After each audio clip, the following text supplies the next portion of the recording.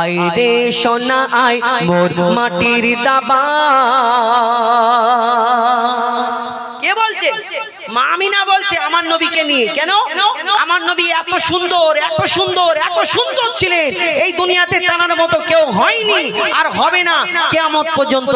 এই দুনিয়ায় মা আমিনা তানাকে নিয়ে এত সুন্দর বাচ্চা দেখছে। আর মা আমিনা আল্লাহ কোন রাজার ঘরে মন্ত্রীর ঘরে পাঠায়নি। মা আমিনা বলছে এত সুন্দর কোথায় রাখবো? একটা ছেঁড়া মাদুর মা আমিনার ঘরেতে। চিন্তা করছে ছেঁড়া মাদুরে কোথায় রাখবো, বুকে জড়িয়ে নিয়ে বড় দুঃখ করে মা আমিনা কি বলে লিখছে দেখুন। আই রে সোনা আই মোর মাটির দাবাই, আই রে সোনা আই মোর মাটির দাবাই, আই ওলো খড়ের ঘরে ও মোর নূর মোর ছেঁড়া মাদুর, ও মোর নূর মোর ছেঁড়া মাদুর, তোকে রাখবো বুকে করে। আই রে সোনা আই মোর মাটির দাবাই। আমার নবী এই ধরনীতে যখন আসলেন মক্কা মদিনা গলি গলিতে কারা কারা খুশি মানায়, কিভাবে খুশি হয় কবি ছন্দের মাধ্যমে লিখছে দেখুন। মক্কা মদিনার অলি গলি মেহফিলে মোহাম্মদ বসে কোরআনের গজল শোনাতে জিবরিল আমিনি আসে। মক্কা মদিনার অলি গলি মেহফিলে মোহাম্মদ বসে কোরআনের গজল শোনাতে জিবরিল আমিনি আসে। আজ গাইছে শামা পড়ে আল্লাহুম্মা, আজ গাইছে শামা পড়ে আল্লাহুম্মা মোর সাইয়্যিদিনা কে ঘিরে। দেখো কালো ভ্রমর খুব নাচাই কোমর, দেখো কালো ভ্রমর খুব নাচাই কোমর, ওই ওলিও মাথা নাড়ে। আই রে সোনা আই মোর মাটির দাবা। ইমাম হাসান ইমাম হুসাইনকে আমার নবীজি অনেক ভালোবাসতেন। একদিন আমার নবীজিকে এমন সময় এসে আমার নবীজিকে দুই ভাই বলে নানা জান আমরা ঘোড়া চড়বো। তখন আমার নবী বলতে এই সময় এই ঘরের ভিতরে এখন কোথায় ঘোড়া পাবো? তখন আমার নবীজিকে বলছে না আমরা জানিনি ঘোড়া চড়বো চড়বো। আমার নবীজি কি করলেন? ইমাম হুসাইন ইমাম হাসানের মনে কোনোদিন কষ্ট দিতেন না। তিনি বললেন আমি ঘোড়া সাজছি, আমার পিঠে তুমি ওঠো, আমি তোমাকে ঘোড়া তোমার সওয়ারি আমি হব। এই আমার দয়ার নবী ঘোড়া সাজলেন। ইমাম হাসান ইমাম হুসাইন সেই পিঠ মোবারকের উপরে কেউ পাগড়ি মোবারক ধরে টানাটানি করছে, কেউ দাড়ি মোবারক ধরে খেলা করছে, চল ঘোড়া করে এরকম। কিন্তু মা ফাতেমা দূর থেকে দেখছে আমার আব্বার বড় কষ্ট হচ্ছে, আমার আব্বার বড় কষ্ট হচ্ছে। একটা ছড়ি নিয়ে তাড়া করতে এসেছে যে ইমাম হাসান ইমাম হুসাইনকে বারণ করবে, নামতে বলবে। কিন্তু আমার নবীজি বলে না ফাতেমা তুমি বারণ করো না। তারপর কি ঘটনা? ইমাম হাসান ইমাম হুসাইন বলে তখন আরেকটা প্রশ্ন করে, বলো তো না আমরা যে তোমার পিঠে বসে আছি, ইমাম হাসান ভারী না ইমাম হুসাইন ভারী? তাহলে আমার নবী কারোকে কষ্ট দিতে চায় না, কি এবার উত্তর দেবে? কি হয় দেখছেন কবি ছন্দের মাধ্যমে লিখছে দেখুন। আলীর জোড়া চড়ে ঘোড়া হাসান হোসেন নবীর সওয়ারি, বলো বলো গোমদের নানা হাসান ভারী না হোসেন ভারী। তারপর মা জোড়া করে তারা বলে দাঁড়া রে আনছি ছড়ি, কিছু বলো না ও ফাতেমা আমি নানা সব সইতে পারি। কেউ পাগড়ি ধরে কেউ দাড়ি ধরে, কেউ পাগড়ি ধরে কেউ দাড়ি ধরে, যেন দুজনে ঘোড়া চড়ে। ওরে হোসেন হাসান তোদের ওজন সমান, ওরে হোসেন হাসান তোদের ওজন সমান, নানা জানকে দে এবার ছেড়ে। আই রে সোনা আই মোর মাটির দাবাই, আই রে সোনা আই মোর মাটির দাবাই।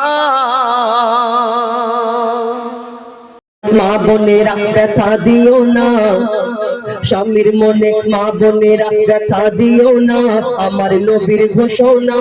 স্বামীর মনে মা বোনেরা ব্যথা দিও না আমার নবীর ঘোষণা। ঘটনা শোনো মা ফাতেমা, ঘটনা শোনো ফাতেমার। স্বামীর মনে মা বোনেরা ব্যথা দিও না, আমার নবীর ঘোষণা ঘটনা শোনো মা ফাতেমার, ঘটনা শোনো মা ফাতেমার। কি ঘটনা শুরু হয় একটু মন দিয়ে শুনুন, লিখছে দেখুন। ওই যুদ্ধ করতে যাবে আলী, হাতে নিল তলোয়ার, যুদ্ধ করতে যাবে আলী, হাতে নিল তলোয়ার। মা ফাতেমা স্বামীর কাছে করলো এমন আবদার, মা ফাতেমা স্বামীর কাছে করলো এমন আবদার। যুদ্ধ থেকে ফেরার পথে আসবে যখন ঘরে, একটি নতুন কাপড় কিনে আনবে আমার তরে, একটি নতুন কাপড় কিনে আনবে আমার তরে। এই কথা শুনে হযরত আলী বড়ই দুঃখ পায়, এই কথা শুনে হযরত আলী বড়ই দুঃখ পায়। যদি আমি শহীদ হয়ে যাই, কে আনবে বলো কাপড় তোমার, কে আনবে বলো কাপড় তোমার। হযরত আলী এই কথা বলে মন খারাপ করে যুদ্ধে চলে গেল।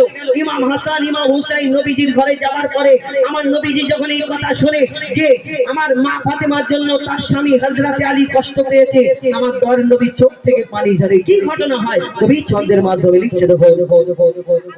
ওই দুঃখ ভরা হৃদয় নিয়ে আলী গেল রনে, নানার কাছে ছুটে এলো হাসান হোসেন, নানার কাছে ছুটে এলো হাসান হোসেন। আব্বুর কাছে নতুন কাপড় চেয়েছে আম্মি জান, তাই আব্বুর মনটা খুবই খারাপ ছিল যে সে পেরেশান, আব্বুর মনটা খুবই খারাপ ছিল যে সে পেরেশান। এই কথা শুনে দয়ার নবীর কান্না থামে না, এই কথা শুনে দয়ার নবীর কান্না থামে না। কি ভুল করলো ফাতেমা, কি ভুল করলো ফাতেমা, কি করলে বলো বেটি আমার, কি করলে বলো বেটি আমার। বড় কষ্ট পেয়েছে, কি করে দয়ার নবী চোখ থেকে পানি ঝরে। তারপরে কি হয়, মা ফাতেমার ঘরেতে প্রত্যেকদিন আমার নবীজি দেখা করতে যেতেন, খোঁজ খবর নিতে যেতেন। কিন্তু এমন সময় এলো, একদিন হয়ে গেল, দুদিন হয়ে গেল, 3 দিন হয়ে গেল, আমার মা ফাতেমার বাড়িতে যায় না। মা ফাতেমা চিন্তা করে আমার আব্বা কেন আসে না, আমার আব্বার শরীর খারাপ নাকি। মা ফাতেমা ছুটে ছুটে ছুটে ছুটে নবীজির ঘরের সামনে চলে যায়, নবীজিকে সালাম দেবার পরে আমার নবীজি সালামের উত্তর দিয়ে অন্যদিকে তাকায়। যেই বেটি মা ফাতেমা, যেই ফাতেমাকে না দেখে আমার দয়ার নবী থাকতে পারে না একদিনও, সেই মা ফাতেমার দিকে তাকায় না, অন্যদিকে তাকিয়ে থাকে। কি ঘটনা হয় তারপর কবি ছন্দের মাধ্যমে লিখছে দেখো।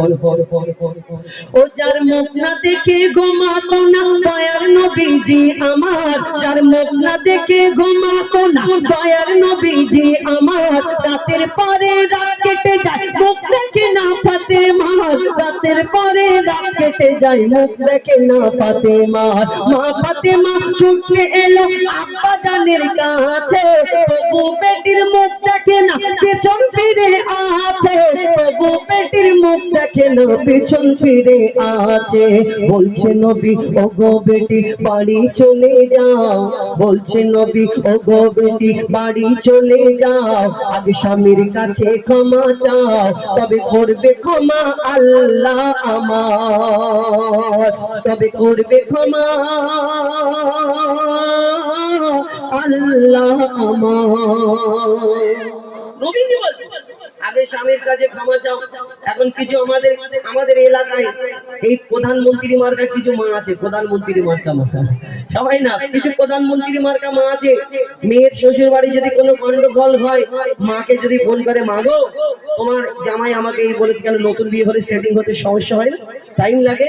তো আমার মায়েরা ওই ফোন করে মাকে যখন বলে, সেই মা বলে যে চিন্তা করি না কচি, তখন মাকে বলে যে আমাকে এখানে এই সমস্যা হচ্ছে, আমাকে এই এই বলছে ওই বলছে, যদি এইখানে না বিয়ে দিয়ে আমাকে গলায় কলসি ঢুকিয়ে আমাদের বাগানের পুকুরে ডুবিয়ে মেরে ফেলে দিতে, তবু আমি আরামে থাকি। মরে গেলে নাকি আরামে থাকি, গেলে বুঝতে পারবে কি আরাম কি হারাম, খালি আওয়াজ হবে গুলগুল গুলগুল করে।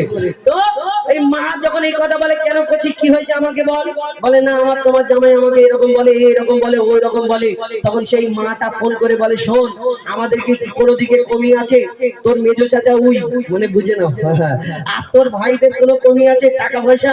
চিন্তা করি না, তোকে দুঘা মারলে তুই চারটে মেরে, তোকে যদি চারটে বলে তুই আটটা বলে নেবি, তোকে দুঘা মারলে তুই চারটে মেরে আমার বাড়ি চলে আসবি। তারপর দেখে নেবো, এরকম হাত নাড়া মানে দেখে নেবো, আর দেখে নিবি ভিতরে যাবে, হাত আর নড়ার ক্ষমতা রাখবে না। বুঝলি, এর ফারিস্তা যখন আসবে বলে কি হলো, চিন্তা করে কি হলো। তো আমরা বলি দেখে নেবো। যাই হোক, আমার দোয়ারের নবী কি বলে, বাড়ি চলে যাও। মা ফাতেমা ছুটে ছুটে কাঁদতে কাঁদতে নিজের বাড়ি চলে গিয়ে দরজা বন্ধ করে দিয়ে শুধু কাঁদে। তারপর কি হয় লিখছে দেখো, ওই দুঃখ ভরা হৃদয় নিয়ে যুদ্ধ হতে হযরত আলী এলো যখন ঘরে, যুদ্ধ হতে হযরত আলী এলো যখন ঘরে, চাইছে ক্ষমা মা ফাতেমা পা দুটোকে ধরে, চাইছে ক্ষমা মা ফাতেমা পা দুটোকে ধরে, ক্ষমা করে দাও আমারে আর করব না এমন ভুল, তোমার মনে ব্যথা দিলে, মা ফাতেমা বলছে তোমার মনে ব্যথা দিলে ব্যথা পাই গো খোদার রাসূল, স্বামীর মনে ব্যথা দিলে ব্যথা পাই গো খোদার রাসূল। আলী ফাতেমা হাসান হোসেন নবীর কাছে যায়, হযরত আলী সবাইকে নিয়ে যাচ্ছে, ইয়া রাসূলুল্লাহ আমি আপনার মেয়ের জন্য কষ্ট পাইনি, আপনি কষ্ট পাবেন না। তারপরও কি হয় লিখছে দেখুন, আলী ফাতেমা হাসান হোসেন নবীর কাছে যায়, আলী ফাতেমা হাসান হোসেন নবীর কাছে যায়, নবী মোর দেখে শান্তি পায়, এমন ভুল কখনো করো না গো আর, এমন ভুল কখনো করো না গো আর।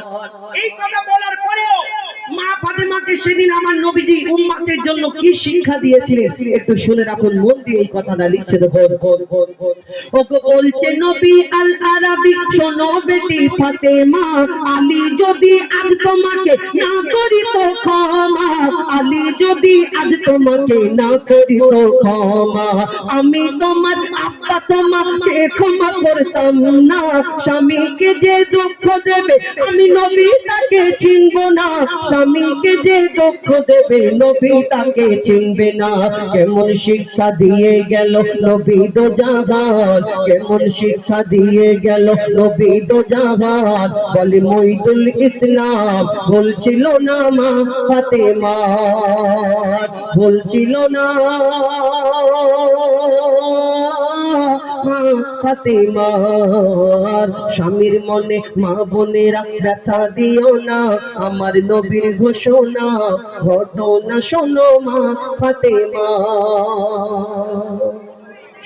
এটি ঘটনামূলক গজল, ঘটনা গজল একটু করে সময় লাগে, আমি ক্ষমা চেয়ে নি, কেন ঘটনামূলক গজল সময় অনেকজন বিরক্ত হয়ে যায়, কেন ঘটনাটা পুরো কমপ্লিট না যদি বোঝাতে পারি তাহলে এটা হলে বেকার হয়ে যায়। তো যাই হোক, মা ফাতেমার ঘটনা শুনলেন এবং আপনাদের